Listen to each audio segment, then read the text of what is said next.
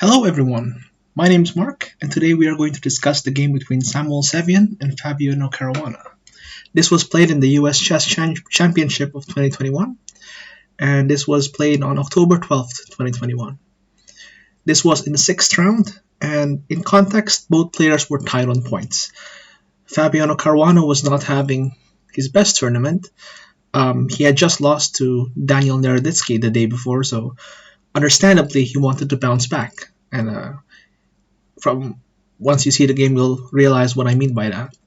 When players play for the win, they tend to take certain risks, and we're gonna explore what happened during this game. So the game starts with e4, e5, knight f3, knight c6, very standard, and most players at this level usually play bishop b5, sometimes bishop c5. It's all very standard. I've seen also some play the Scotch from the get-go. Sevian plays a different move. He plays knight c3, and this is an invitation to play the four knights, which has a legendary drawing reputation. So I don't think Caruana was too thrilled when he saw this move on the board. He obliged. He plays knight f6, but Sevian was not looking for an easy draw. He plays d4, and this transposes to a position called the Scotch four knights. Typical positions, if he didn't play d4, there was this move bishop c4. Very typical, but then it runs into an interesting tactic which gives black, from my experience, easy equality. Goes for this very interesting forking tactic there. And I mean, it doesn't look too bad for white. Black can just go here, and then there's this threat of taking the bishop, taking the knight, and then the knight can take the pawn. So black just defends, and I think black's okay here based on the awkward positioning. It's not the best, but it's interesting. I mean, there's also this less good continuation. Yeah, so we go here, and black's choice was d4, of course. I forgot. I need to mention another possibility. G6 is an interesting one. I've never played it, but I have friends who do. The idea is that black is eventually gonna try and do something like this. So with the bishop bearing down on this diagonal, it's always useful. It could be useful to attack the center. Okay, enough of diversions. We play d4, this position. Pawn takes d4. Normal move, knight takes d4. Now bishop e5, and the threat is clear to exploit this pin to take the pawn.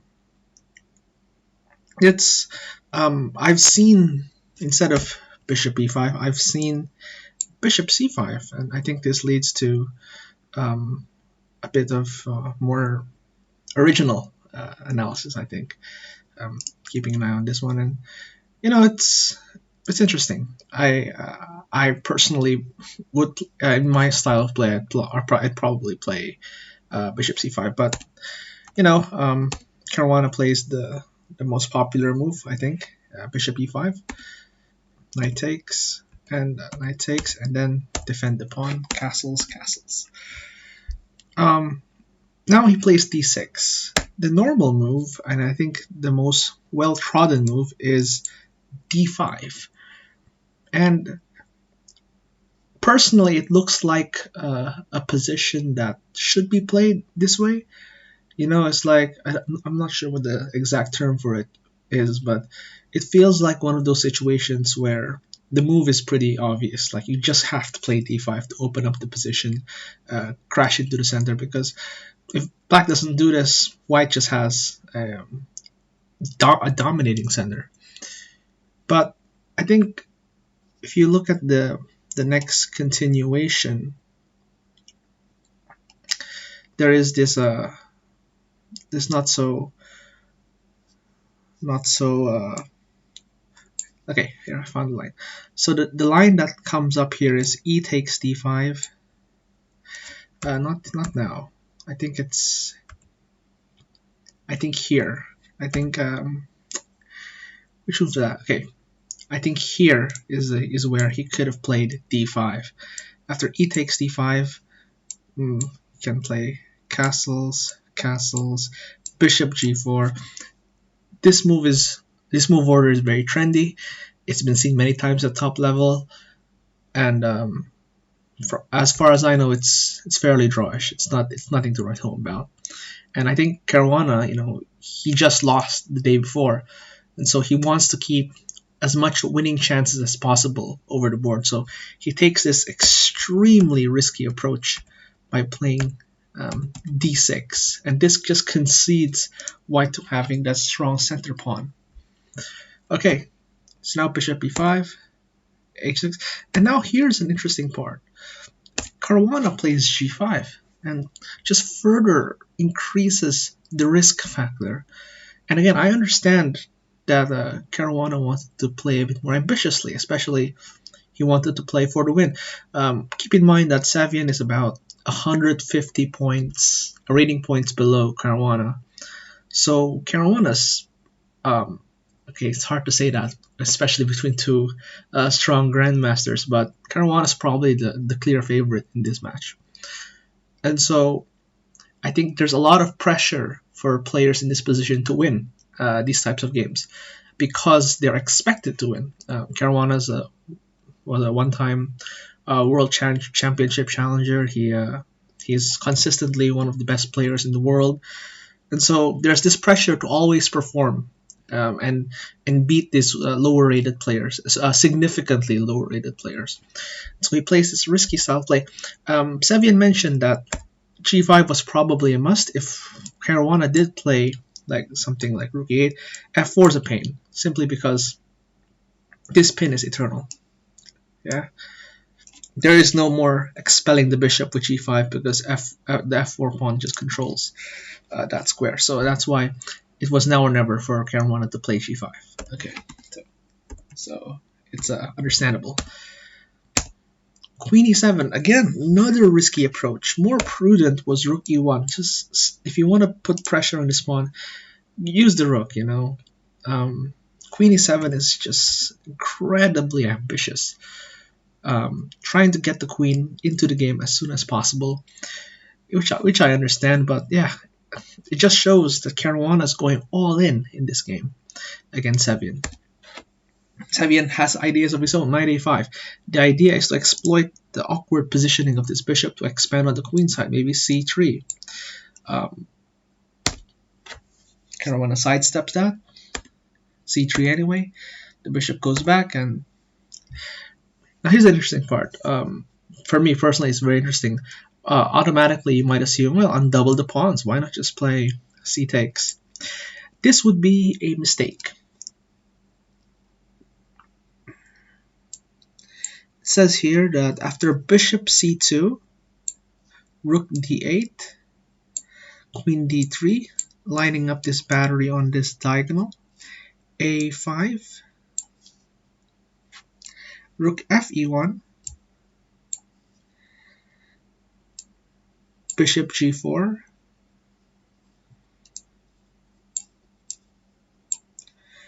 bishop g4, f3, bishop h5, rook a1, and you see that white has a close to maybe not winning, I guess, perhaps not winning is a strong word, but he definitely has a strong advantage. His pieces are well placed. This bishop targeting that pawn, these two rooks central, and one of the rooks lining up against the queen. Black's pieces on the other hand just all over the board. These pawns are weak. It's not great. Basically, it's not a great position. So, which is why Black Caruana wisely decides to take with the a pawn. It allows this rook to keep an eye on this pawn, and it keeps guard of this pawn, which is under fire with the bishop and the queen indirectly. Okay, queen e7, keeping an eye on this pawn. Okay, you know, look at this maneuver. So queen here, and then up there. You know, not doing f3, endangering the diagonal and committing a pawn forward. Just a very calm queen e3, trying to chop off that dangerous bishop. You know, that's very reasonable. And in here, Sevian decides to strike back. Very, very nice decision. Trying to activate this rook. You know, this pawn could be useful if it's allowed to advance. Hitting this pawn, it's a very, very, very excellent move. And in here, you know, Caruana's made some really risky decisions throughout this game, but I think in this next move signifies a clear mistake. He plays d5. And Sevian expressed a little surprise that Caruana went for this, and I agree. It's something that I feel like someone of Caruana's caliber shouldn't be playing. And I know it looks appealing. You know, the queen is on pre. The point is this pawn cannot be taken with this one because the queen would be taken with check. However, there is a move here which Sevian spots very easily, actually, and which basically just gives Sevian a clear advantage, material advantage, actually. Can you spot it?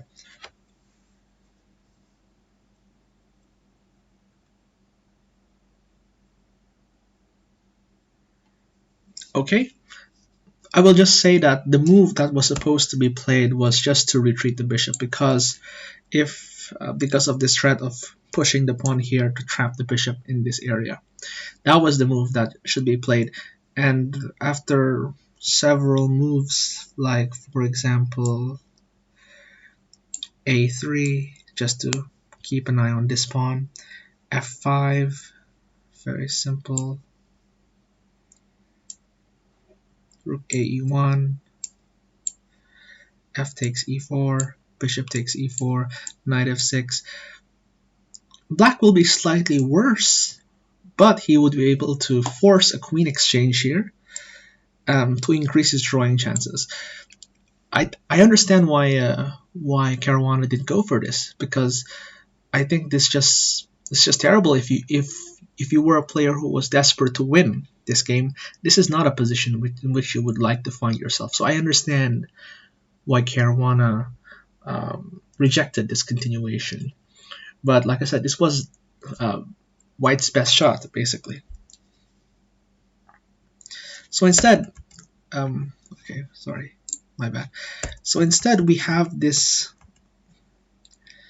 mistake from Caruana, d5, and Sevian finds the brilliant move, pawn takes g5. Here's the point: if queen takes, then simply takes, and black is just a pawn down. And not just a pawn down, white has a clear advantage because he has the two bishops. His pieces are more coordinated. The king is just completely naked, just one pawn guarding him. So white here, I would almost say is almost winning, my opinion. Um, just a terrible position, basically. So because of that continuation, black decides to just snap off that bishop first. However, again, if queen takes, the queen will take the pawn over there. So it's just completely winning. Black is a pawn down now. Weak pawn. These are weak pawns. The bishop pointing very dangerously over here. And although white has dark squared weaknesses, there's no more dark squared bishop to take advantage of that. So Sevian has a clear advantage here, in my opinion. Just it's a matter of conversion from this point.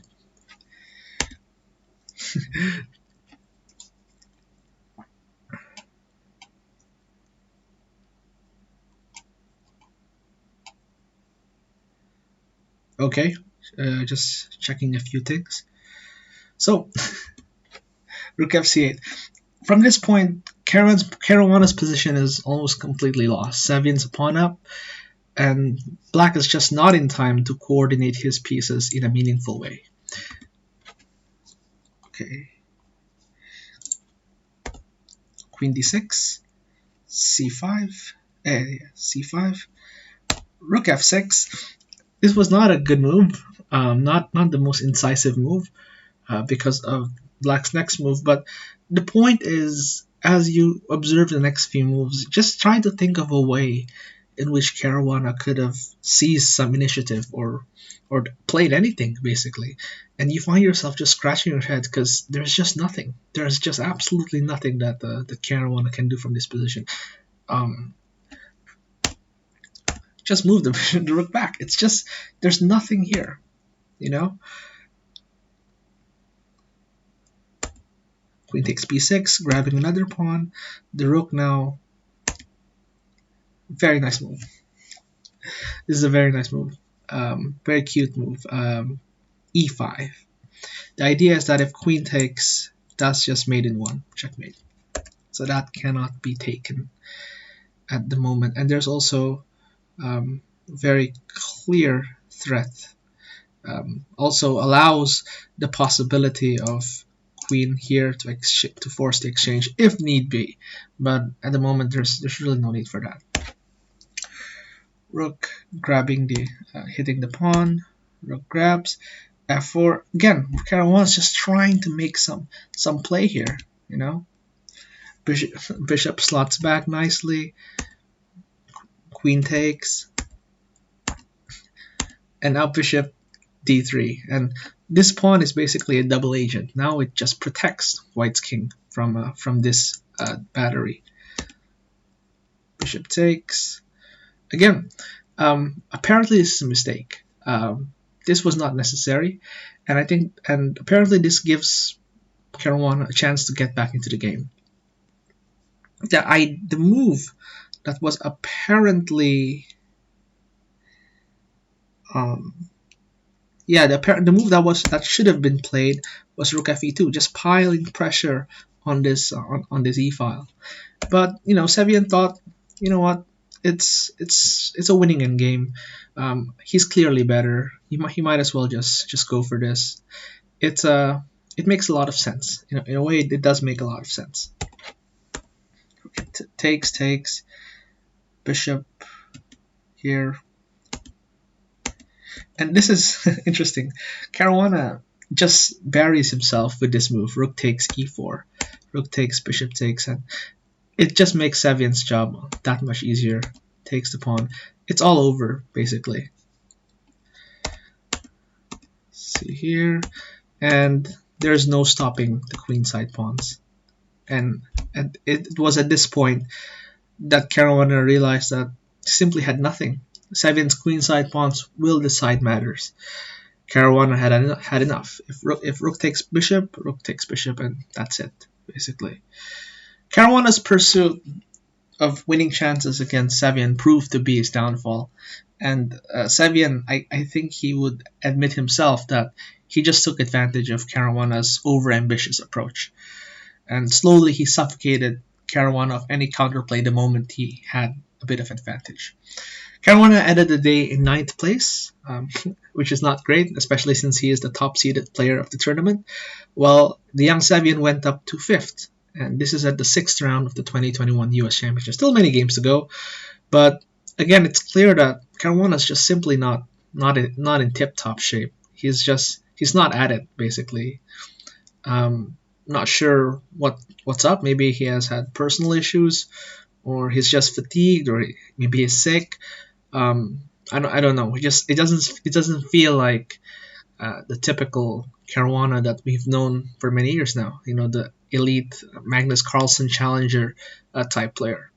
Hopefully he gets back into form, because I really do like his style of play, and I hope he gets back into the top form. Thank you. That's it for today.